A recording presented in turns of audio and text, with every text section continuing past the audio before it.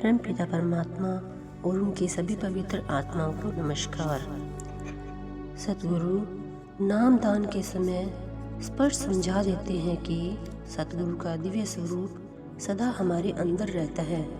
यह मात्र एक कल्पना नहीं है, बल्कि हम अभ्यास द्वारा स्वयं अंतर में इस सच्चाई का प्रत्यक्ष अनुभव कर सकते हैं। हमारी आंतरिक आँख पर विषय वासनाओं, इच्छाओं, तृष्णाओं, संकल्पों, विकल्पों, मोह, ममता, संशय, भ्रम आदि के अनगिनत पर्दे चढ़े हुए हैं, जिनकी वजह से हमें अंदर कुछ नहीं दिखाई देता। सतगुरु के दिव्य स्वरूप के दर्शन होना एकाग्रता से किए गए भजन सिमरन का स्वाभाविक परिणाम है। यही सच्चा ध्यान है। सच्चे ध्यान के लिए प्रयास की आवश्यकता नहीं पड़ती। यह तो सतगुरु की बख्शीश है। सिमरन द्वारा सूरत तीसरे तिल पर एकाग्र होती है और ध्यान द्वारा वहाँ स्थिर होती है।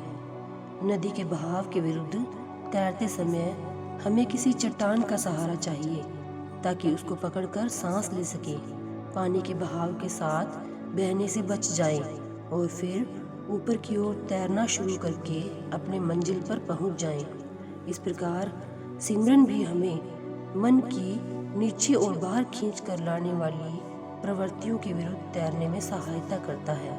और ध्यान वह चट्टान है जो हमें अंतर स्थिर होकर ऊपर की ओर तरक्की या चढ़ाई करने में सहायता देती है। चाहे आंखें बंद करने पर अंदर अंधेरा ही दिखाई देता है, यह भी अपने आप में आंतरिक अनुभव हो सकता है, जिससे कि ध्यान या आत्मा की अंदर देखने की शक्ति निरंतर जागृत होती है। उस अंधेरे में ही अभ्यास का आरंभ होता है। जब ध्यान अंधेरे में पूरी तरह टिक जाए तो समझो हम घर की दहलीज पर पहुंच गए हैं। यही अनंत जीवन की ओर खुलने वाला दरवाजा है।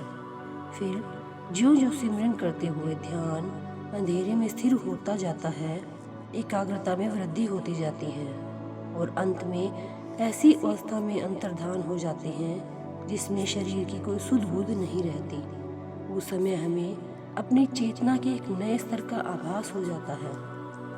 ध्यान करते समय या अंदर देखते समय न तो इन बाहरी आंखों को उल्टाने की जरूरत है और न ही इन आंखों द्वारा तीसरे तिल पर देखने का यत्न करने की जरूरत है। बाहरी आंखों का न तो आत्मा की देखने की शक्ति से कोई संबंध है और न ही बाहरी कानों का आत्मा की सुनने की शक्ति से कोई संबंध है।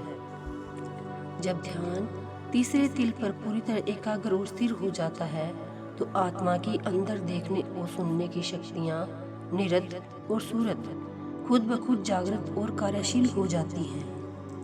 ध्यान के पूरी तरह एकाग्र और स्थिर होने पर इस आंतरिक आकाश में ही तारामंडल, सूर्यमंडल और चंद्रमंडल प्रकट होंगे और सतगुरु का दिव्य स्वरूप भी इसके अंदर ही प्रकट होगा। इस अंधकार का अत्यंत महत्व है और इससे डरना नहीं चाहिए।